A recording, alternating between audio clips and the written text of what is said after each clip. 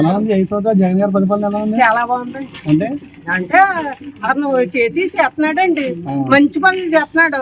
చేస్తుంటే అమ్మఒడి అని ఇస్తున్నాడు, నాన్నఒడి అని వేసుకుంటున్నాడు.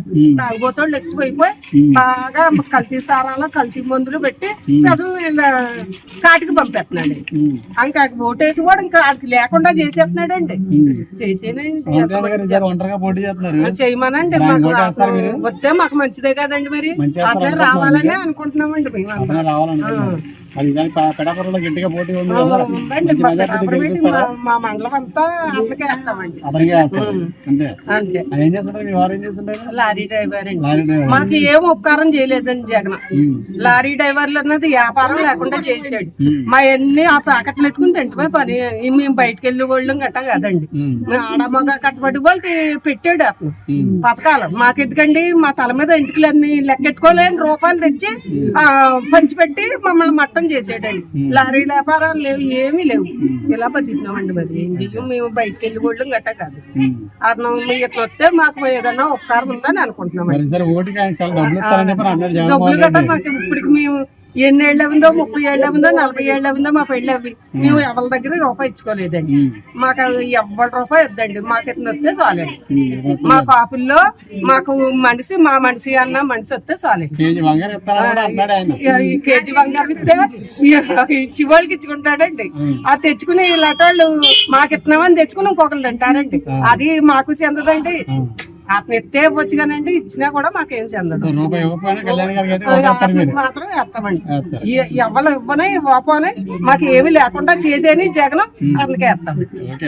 పిఠాపురం నుంచి పవన్ కళ్యాణ్ గారు పోటీ చేస్తున్నారు, ఎలా ఉండిపోతుందంటారు? బాగానే ఉంటదండి. మేము పవన్ కళ్యాణ్కి వేస్తామండి. పవన్ కళ్యాణ్ పోటీ చేస్తారు. మరి జగన్ గారి పరిపాలన ఎలా ఉంది మీకు?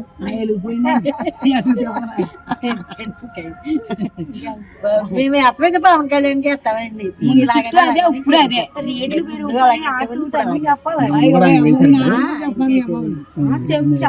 పవన్ కళ్యాణ్ ఎందుకు వేయాలనుకుంటున్నారు? పవన్ కళ్యాణ్ చూద్దామండి. ఈ పరిపాలన ఎలా ఉంటుందో చూద్దామని. ఎన్ని మెజార్టీతో వస్తానంటారు ఆయన పోటీ చేస్తే? వస్తానంటే అంత అదృష్టం అండి, దేవుడు పెట్టాల.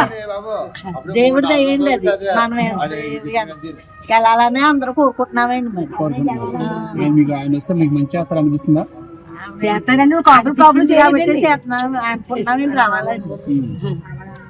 మరి తెలుగుదేశం పార్టీ కలిసి వస్తున్నారు కదా, ఆయనతో కలిసి వస్తే బాగుంటుందా, ఒంటరిగా వస్తే బాగుంటుంది? ఆయన ఏమండి అయ్యమని తెలియదండి. తెలుస్తాయండి,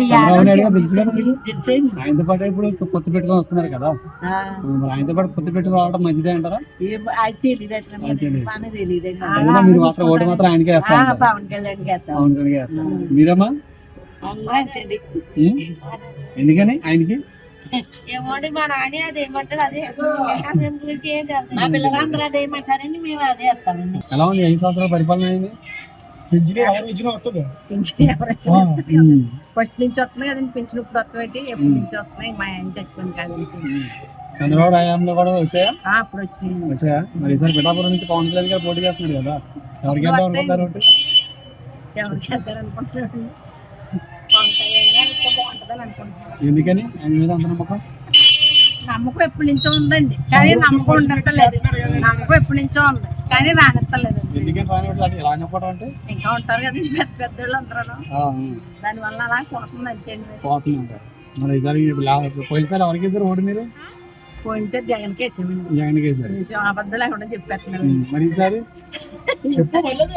ఎవరికి వేస్తారండి? పవన్ కళ్యాణ్కి వేస్తారా? ఎంతమంది ఓటు గెలిపిస్తారు ఆయన గవర్నమెంట్ తీసుకొస్తారు? అయితే అందరం గెలిపిందామని అనుకుంటున్నాం. చిన్న చిన్న వాళ్ళు పెద్ద వాళ్ళు ఉంటాయండి, చిన్న చిన్న వాళ్ళు అందరూ రావాలని అనుకుంటున్నామండి.